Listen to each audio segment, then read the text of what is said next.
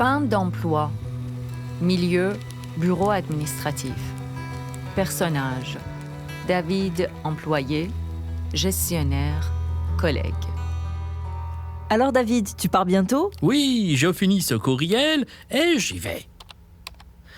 Une journée normale, comme les autres.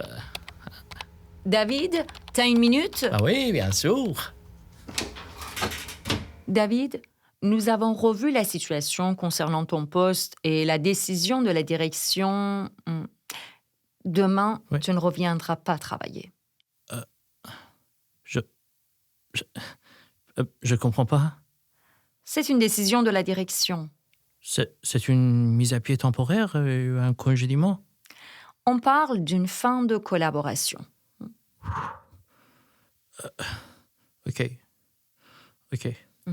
Mais pardon, est-ce que j'ai droit à un préavis? Ou à une indemnité? Les ressources humaines vont t'expliquer tout ça. Ok. Mais est-ce que alors je continue à être payé cette semaine, n'est-ce pas? Ton accès au système sera coupé aujourd'hui. Mon Dieu. Aujourd'hui, tout s'arrête aujourd'hui. Ok. Alors, pardon, est-ce qu'il y a une raison officielle pour ça?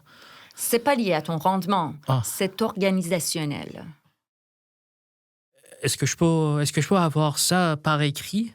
Les RH vont t'envoyer un document. Ah, merci. Qu'est-ce qui se passe ?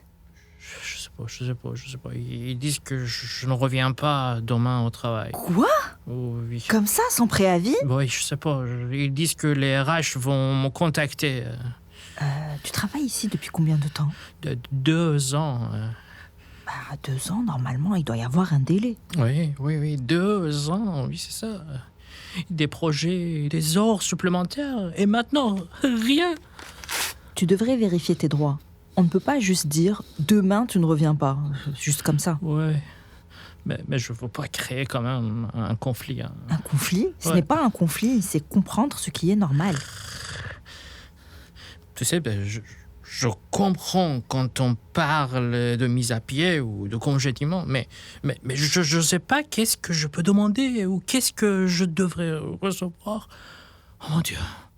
Oh.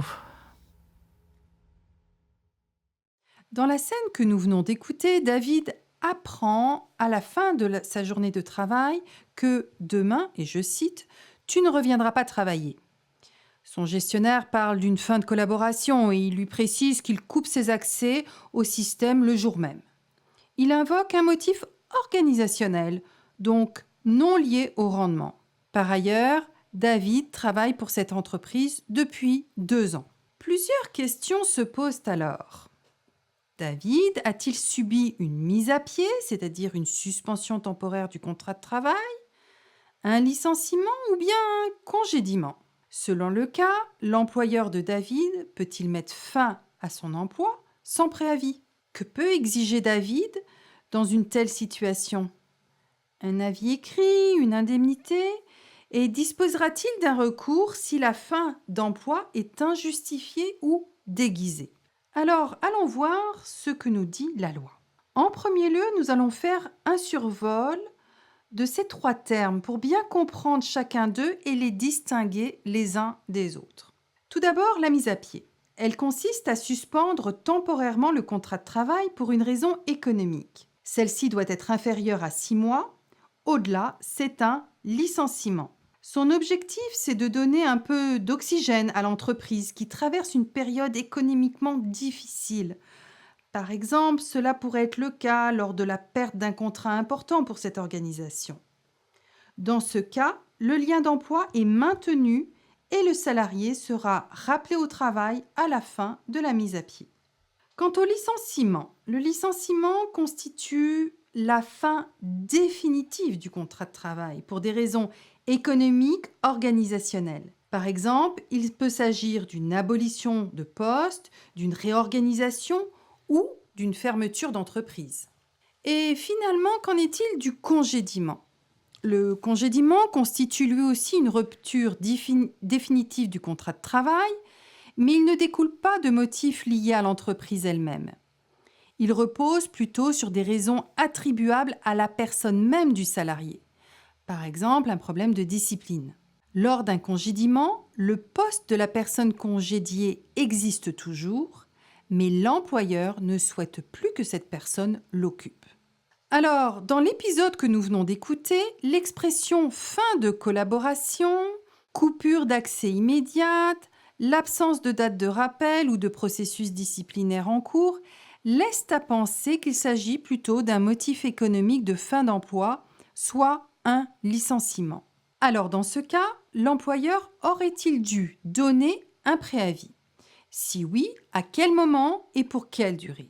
Au Québec, l'employeur doit remettre un avis écrit avant de mettre fin au contrat de travail ou de mettre quelqu'un à pied pour 6 mois ou plus. En principe, David a le droit à un préavis. En effet, dès lors que la personne a 3 mois de service continu, elle a le droit à ce préavis. Il varie donc en fonction de la durée de service continu. Et comme David a 2 ans de service continu, il aura le droit à 2 semaines de préavis. Il existe toutefois des exceptions à l'octroi d'un tel préavis si le contrat se termine tel qu'il était prévu, comme par exemple dans le cas d'un contrat à durée déterminée, ou si la personne a commis une faute grave, comme un vol, ou en cas de force majeure, par exemple l'entreprise qui subit un incendie. Aucune de ces circonstances ne s'applique à la situation de David. 2 points importants à noter cependant. Si l'employeur ne donne pas le préavis en temps travaillé, comme c'est le cas pour David, l'employeur lui dit « tu ne reviens pas demain », il remplacera le préavis par une indemnité compensatrice équivalente.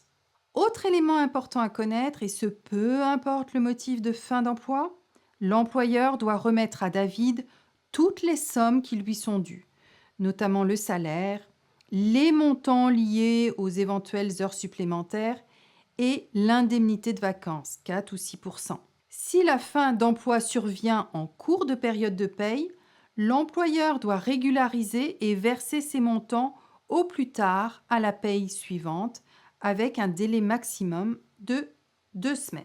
Et finalement, David dispose-t-il d'un recours s'il souhaite contester sa rupture du lien d'emploi? Lorsqu'un employé a plus de 2 ans de service continu auprès de son employeur, celui-ci ne peut le congédier sans une cause juste et suffisante. Par exemple, sont des causes justes et suffisantes, une faute grave comme un vol, ou des enjeux de performance, ou des motifs disciplinaires s'ils sont répétés et qu'ils ne font pas l'objet d'une amélioration de la part de l'employé, malgré les suivis de l'employeur. Comme David a au moins 2 ans de service continu, il peut déposer une plainte pour congédiement sans cause juste et suffisante s'il croit que sa fin d'emploi est injustifiée ou déguisée. À titre d'exemple, que le licenciement dont il fait l'objet n'est pas réellement relié à un motif économique, mais plutôt attaché à sa personne. Attention au délai, il a 45 jours à partir de la date du congédiement pour déposer cette plainte. Alors que faire si vous vivez cette situation? Documentez tout événement, demandez les raisons de la rupture du lien d'emploi, vérifiez le préavis minimal auquel vous avez le droit sur le site de la CNSST, mais ne signez jamais de document sous pression.